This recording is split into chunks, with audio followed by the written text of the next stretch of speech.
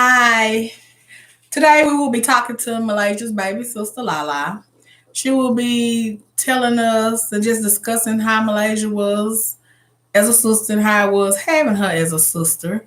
I decided to let her do this because at Malaysia's service, LaLa had made a statement because she spoke at the service.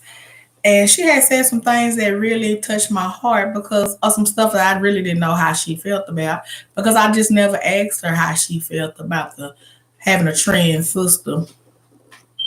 And she said some really nice things that was just brought on awareness to me. So I feel like it could help other families um, and help other parents and their children because I just don't think we ask kids because we feel like they don't have nothing to say. Like, I mean, Lala not a child, she's an adult, but I'm just saying she's been around Malaysia since she was little. And so I feel like what she has to say could help other siblings of transgender individuals. Because some of the stuff she said, I know it helped me and it brought awareness to me.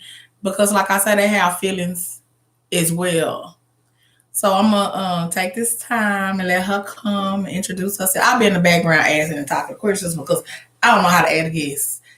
I'm new to all this, but hey, I gotta get it popping. So I'll be up 1 second.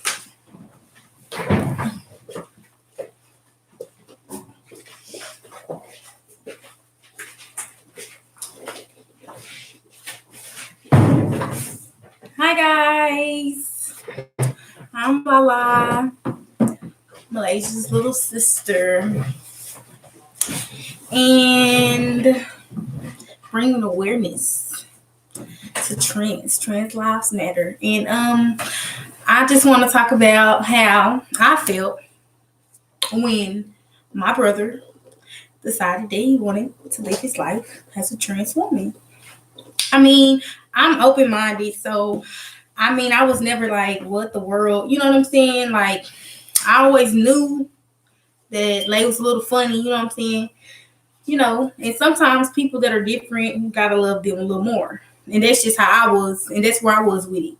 So, my advice to siblings would be just, have an open mind, try to understand where they're coming from, because you don't know the battle that they're fighting in their own mind with how they're feeling, you know what I'm saying? So I would just tell you guys to love them where they're at, you know what I'm saying? It might be hard for you because it's like, you're my brother, why do you want to be a female, you know what I'm saying? But it's not about you or how you feel. You just need to support them, and love them where they at. That's what I did. But when she first decided that she wanted to live her life as a woman, I wasn't conflicted about it or anything because, hey, that's what you want to do, sis, do that. Pop your shit, you know what I'm saying? And when I grew up with my brother, when Malaysia was Pierre, our relationship, we always been cool, we always been tight, you know what I'm saying? But when he was a boy, when he was my brother, we wasn't as close as we was when she decided to transition. So, like I said at the funeral, I did grow up with a brother, but I loved Malaysia a little bit more because that was my big sister. You know what I'm saying? She treated me as such. We spent time together. She confided in me. I confided in her. If I called her with anything or any problem, she was there for me. You know what I'm saying? So, of course, I loved Malaysia. My brother, on the other hand, he wasn't soft and sensitive to my feelings. He was my brother. He like, get over it. You'll be okay. Whereas Malaysia, my sister, she cared about how I felt and she was sensitive and compassionate with me. You know what I'm saying? So it's not always a bad thing when people want to do different things that we might not agree with or understand, So that's what I have to say to y'all. No, I know about. Okay, at the funeral, you had made a comment. You said when I was small, I was introduced to her. I had a brother and that I love, but I love Malaysia a little bit more. Right. I heard what you're saying as far as the part where you said that Pierre wasn't as sensitive to you and y'all wasn't as close as you was for Malaysia. Just give us some more. How was Pierre as a kid and how y'all was. Talk about Pierre and then lead up to us with just how you and Malaysia became close and the bond that y'all had. So talk about Pierre. Tell us about that experience and how he was as a kid and then as he got older and transitioned into Malaysia. Let's talk about that. Okay, well, Pierre, he was soft and shy. He was timid. He wasn't outspoken or loud. He was a cool, calm, and collected dude. That was my brother. He always was a defender. You know what I'm saying? When it came to dudes messing with anything, he always had my back. Pierre always had my back. But he was goofy. He liked to laugh and joke. He liked to make people smile. He always had a warm heart. You know what I'm saying? He was always just, he was him. He was I don't know, he was a little shy, but to know him was to love him. As far as when we was kids, I mean, we used to get into it because he was feminine. I used to call him gay. He used to call me fat. We used to argue a lot. Yeah. We did, but that was still my brother. You know what I'm saying? So I don't know. I have mixed emotions about Pierre. I do, because I don't know. I was younger at the time, and when I was younger, my sister and my brother are older than me. They didn't spend time with me or have me around them as much. You know what I'm saying? So it was just kind of like I was just there. They was just there. I don't know. I didn't spend as much time as I did with Pierre as I did with Lay. Put it like that. But I always loved my brother because that was my brother. You know what I'm saying? Whereas when Lay came into the picture, the equation, I had a big sister. Even when I got older, my sister, she still didn't, welcome me with open arms. Like, hey, girl, you can hang with me. You know what I'm saying? Because I'm her little sister. Yeah, I'm talking about Shay. That my big sister. Like, I wasn't her go-to, or we didn't hang out, as sisters a lot. You know what I'm saying? So when Lay transitioned, like, that's always my favorite sibling still. Even when he was Pierre, So when she transitioned into Lay, it's like, well, I got the big sister I always wanted. You know what I'm saying? Like, it was lit. I was okay with it. You know what I'm saying? So, she came around treating me as such. She let me hang with her. If I called her, she was coming, whether no matter the situation. You know what I'm saying? And we kind of agreed on the same things as far as, how things go. We connected on a deeper level, like we really did. So when you say on how things go, as far as in our household, I'll put it that way. Go ahead, talk. Be honest. You can be honest. We both felt like my sister Shay was my mom's favorite. Always, we always have felt like that. They don't agree, but that's how we feel. You know what I'm saying? That's how we feel. Like, that's mom's favorite. So we connected on that level because that's her favorite, and it's okay. We don't care. You know what I'm saying? Like, girl, we don't care. Forget them. You know what I'm saying? And like, when it was problems or it was me against them, when Lay knew about it, it was me and Lay against them. I wasn't by myself. And when Lay was into it with them, I was on her side, and it was us against them. What? You know what I'm saying? Because don't play with her. That's my sister. You know what I'm saying? And it was vice versa. So I don't know. I loved Lay like so much because she never counted me out. So I couldn't count her out. You know what I'm saying? And she confided in me, and she talked to me about how she felt. And sometimes it's hard for you to understand how somebody feels. Like, when they're coming at you, talking to you deeply about how they, their problems. You know what I'm saying? It's hard for trans. You know what I'm saying? They sometimes that's probably not even what they want to do, but that's how they feel on the inside. They want to be somebody else. And a lot of people feel like they are trapped in the wrong body. You know what I'm saying? And it's hard for us to understand because as far as we're good where we at. You know what I'm saying? But Lay wasn't one of those people. She always really wanted to be a girl from Pierre.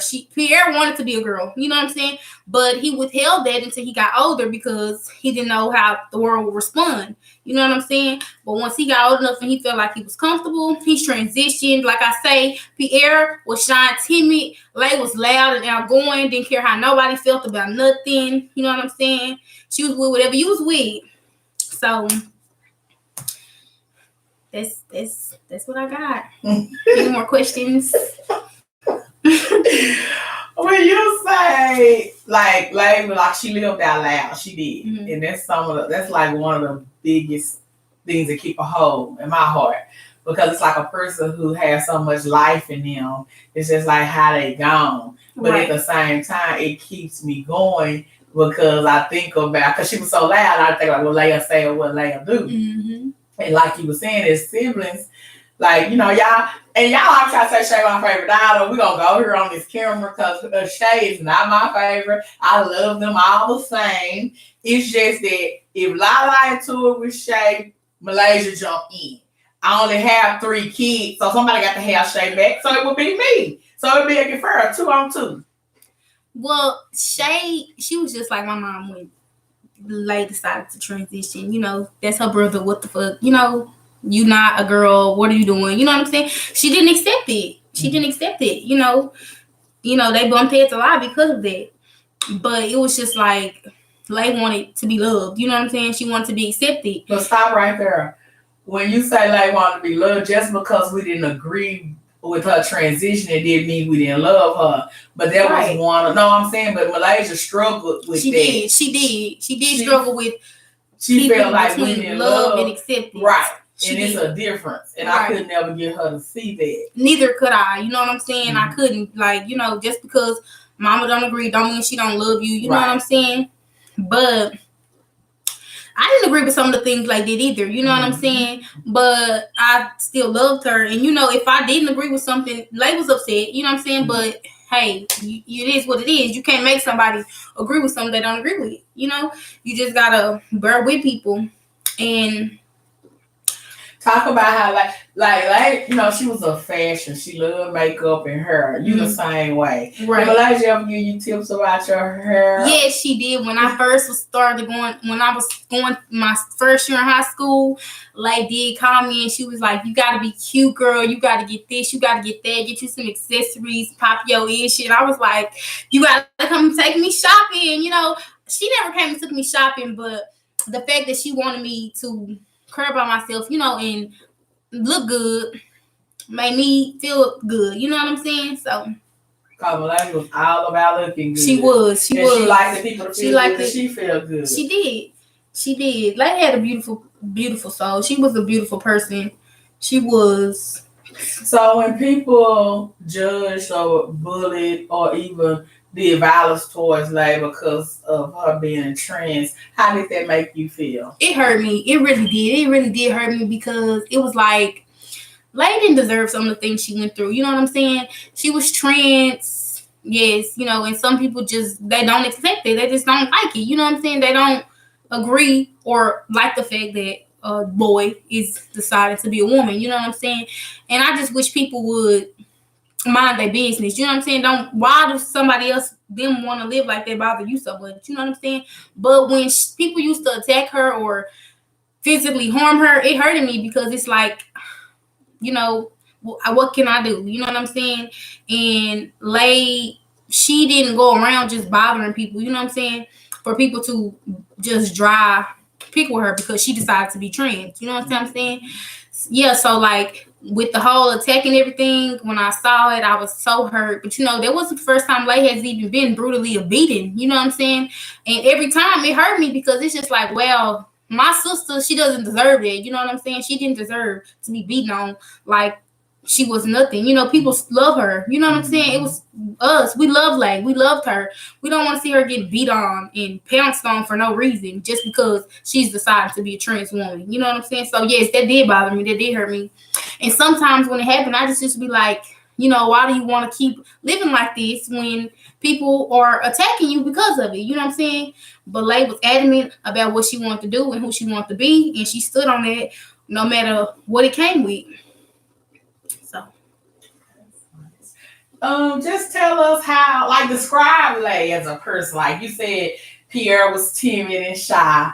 And a lot of people ask all the time, like, people don't believe there's a difference how Pierre and Muhlaysia was. Since we grew up with her, you grew up with Hal, I'm the mom, but I'm just saying, just seeing him go from Pierre to Muhlaysia, it was a big difference. And I can't get people to explain that because I'm like, Pierre was quiet. He was timid. He always told jokes and laughed. But Muhlaysia, she was this fierce firecracker. Whole different person. She was a whole vibe. Whole different person. Because Pierre, he wouldn't even look men in the face. Like he wouldn't. I don't know. I guess men intimidated him or made him. I don't know, but. Lay would not look like I done been around like Pierre, and he wouldn't look men in their face. You know, he would get like real. He would like I don't know. Yeah, he would tense up like every time a man would come around, and I never understood that because I'm just like But hey, it's because I don't know what was going through Lay mind. But when she transitioned to Muhlaysia. Baby, who and what? Where the niggas at? You know what I'm saying? Like, you know what I'm saying? She wasn't afraid. Pierre, he wasn't afraid, but he wasn't comfortable because I feel like that's not who he wanted to be. You know what I'm saying? So when he transitioned into Muhlaysia, all of that went out the window. Like, no shyness, no timidness. This is who I am. This is who I'm going to be. You like it or love it. Whereas Pierre hid who he wanted to be or who he was. You know what I'm saying? But Lay didn't do that. Lay lived out loud. Literally, she lived out loud, and she was confident in who she was as Muhlaysia, whereas Pierre wasn't so confident. So it definitely was a difference. Like if you knew Pierre and you met Muhlaysia, you'd be like, "What? This is Pierre? This who? That little boy?" Yes, that's who that is. She definitely changed. She definitely became a different person. She definitely did. Right. Because I know a lot of people ask me, like, how was it different? And I'm like, man, y'all don't even understand. It's a big difference. So I just thought it was nice to hear you talk about it from your point of view, like what was your experiences and what you saw and things like that. So another family could kind of, like you say, when you first talk about being supportive and acceptance, because it's a lot. And like I say, you supported Muhlaysia from day one. You really did. Whereas, like you say, me and Shay, we went with it. And I never asked you, like, why was it so easy for you?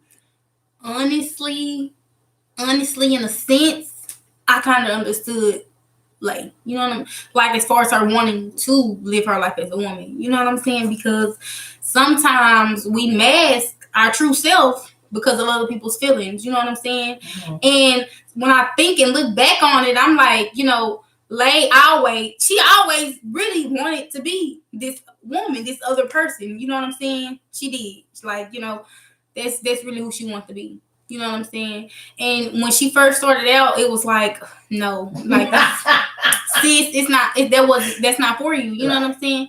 But she kept at it, and she was beautiful. She was beautiful. She learned how to do her own makeup. Yeah, she used to get it done at first, and then she started doing her own, and she did a good job. She kept her hair done, long bundles, long nails. Beautiful. She was. She definitely was. And I was kind of telling them how, even though she wasn't Pierre and she was Muhlaysia, she still defended us like she did regardless. She did, definitely. She was a protector of the family. No matter what, no matter the gender. Like, as a transgender, you know what I'm saying, she still will rumble with the guys. Like, don't play with them. You know what I'm saying? Don't play, because them, that's my mama, that's my sister. You know what I'm saying?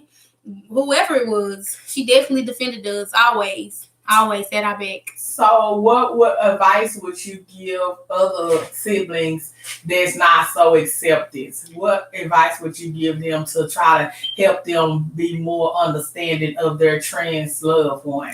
I would really just say take it one day at a time, because like I never knew how my mama felt. I never even thought about how she felt. You know what I'm saying? Now I understand that it was hard for her at the time. I'm just like, girl, she want to be a Trini. Let her do that. You know what I'm saying?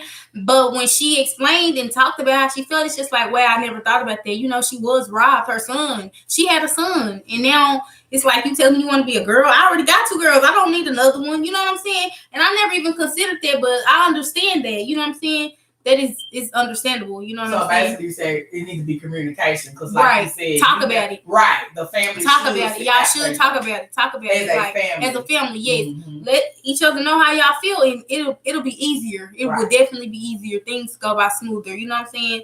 I think y'all definitely should talk about it. You know, and have an open mind. Try to understand where the other person is coming from.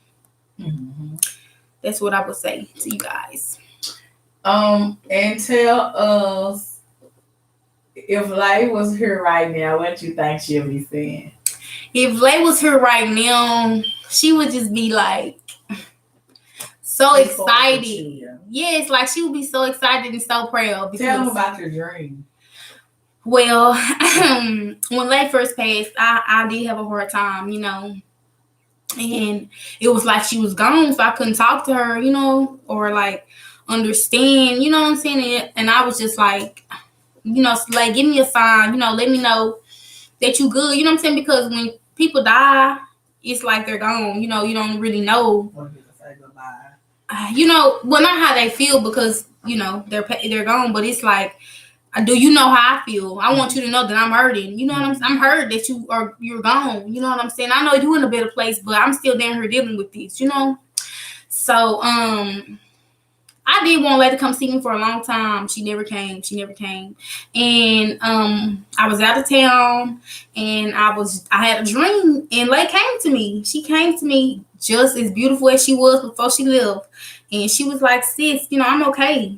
You know, other people in my dream, it was like other people was waiting on their loved ones to come, you know. And I'm just like, dang, you know, they people not coming. But when it was my turn, Lay came right on out like, sis, I'm good. I'm her. You know, I got you. She told me I was beautiful.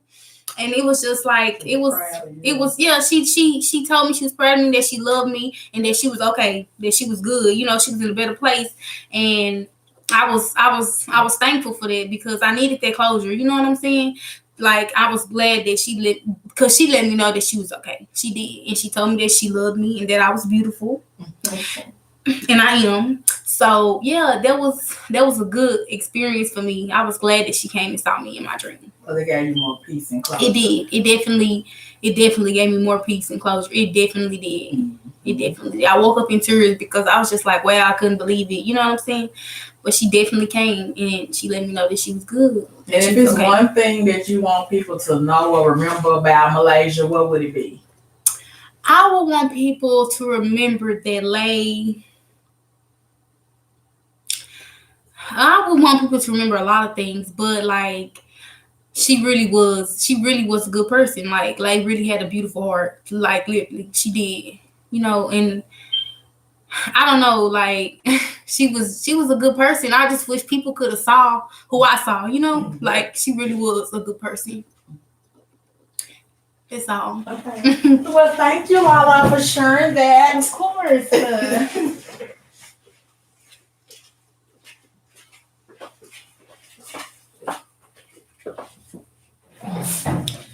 Okay, people. I'm sorry we had to be ghetto and do it that way. We both could be in the camera, but I don't know. I'm not computer literate at all, but I'm going to get it. And I'm going to be an expert at this. But I just think that I hope you guys enjoyed that as much as I did, because like I said, it's just like LaLa said, you have to take a day at a time. And I do feel like as parents and as with your other children and just your other family members, period, that's something that y'all need to discuss. Like a lot of times we just want to turn the other cheek and think that the feelings or the emotions is going to go away or the problem, because we're basically normalizing something that's not so normal. People might say, oh, get over it. People have been doing this for years. They probably have, but when it come knocking at your door, how are you going to deal with it? How are you going to express yourself? How are we going to get through this as a family, as a whole? So I do think one of the key things is communication, being open, being transparent, same thing, but dealing with it as a family. Not what Sally and Sue doing over there next door, what you're doing as a family in your household. What's going to make it easy? How we all going to transition together? And I know this might sound easier said than done at the moment, but it's really gonna be a process.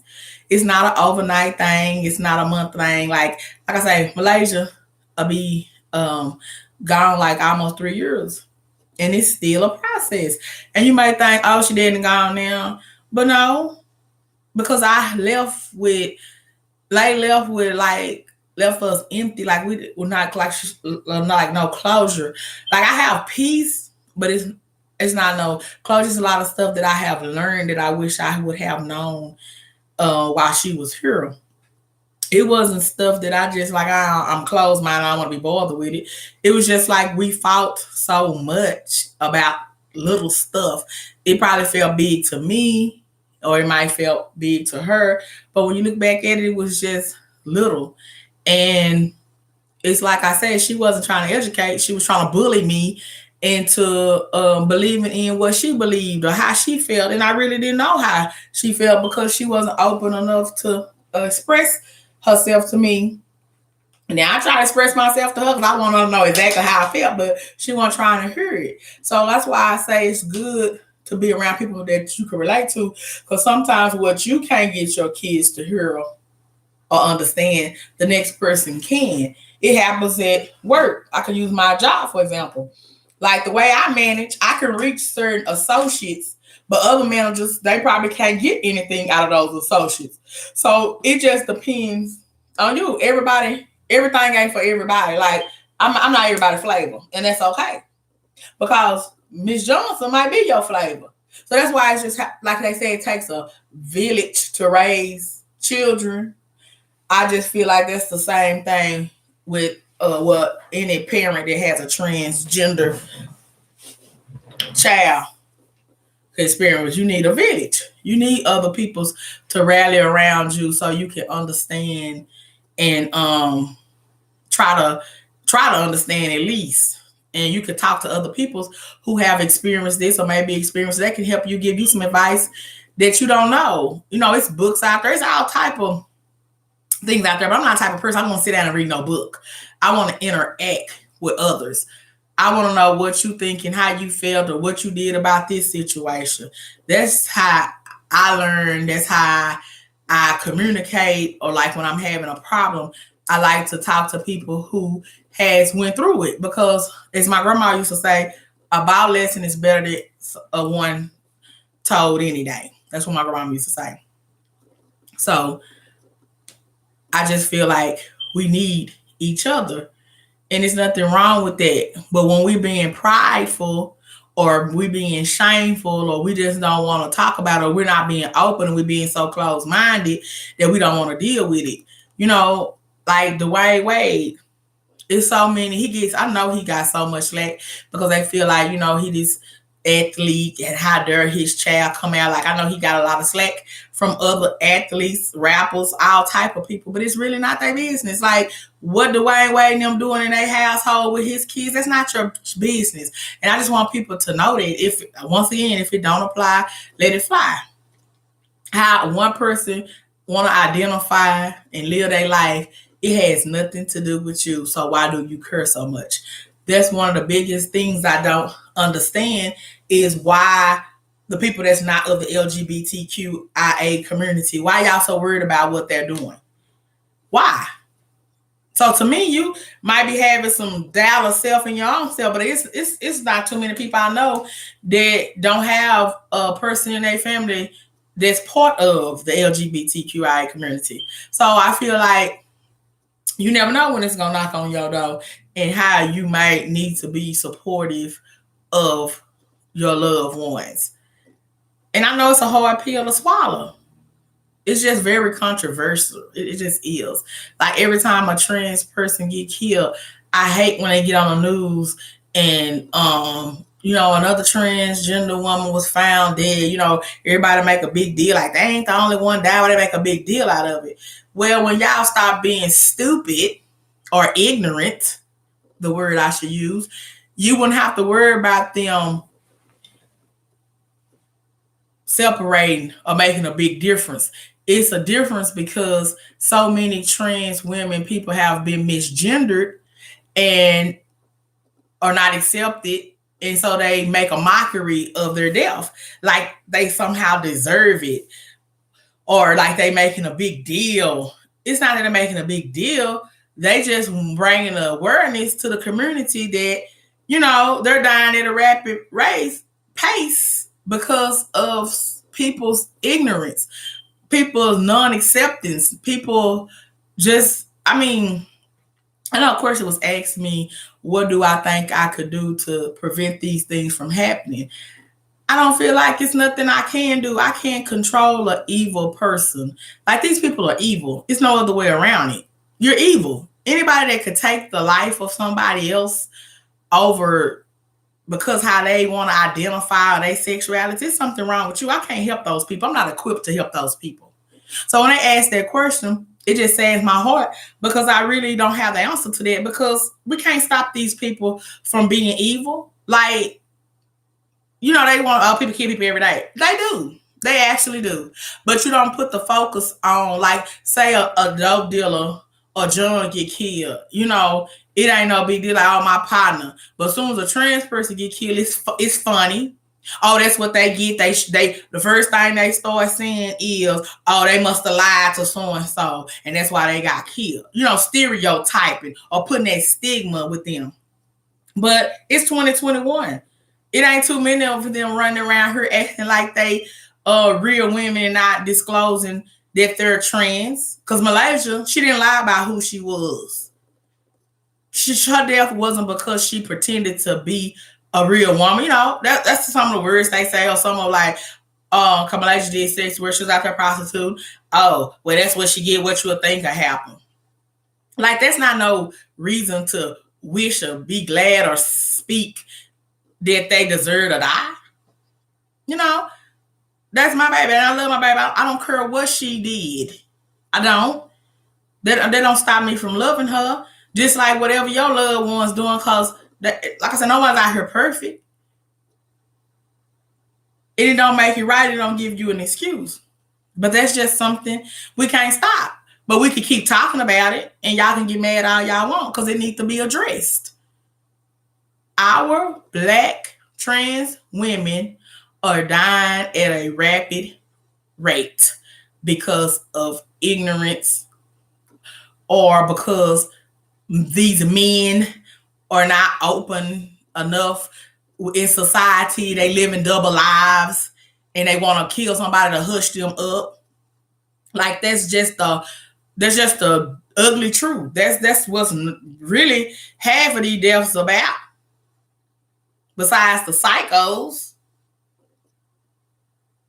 Like, if you're not comfortable with the skin you in, and I'm not saying that it's okay for transgender people to out men that's not ready to come out. We have to take some responsibility here as well. But that's a conversation for a whole nother time. And I'm going to talk about that. But I hope you guys enjoyed this live. I hope it was inspirational to you, and maybe it could help you and your family. Having LaLa here, just hearing from her heart and how she felt. Until next time, love, peace, and prosperity. I speak into your home. See you guys next time.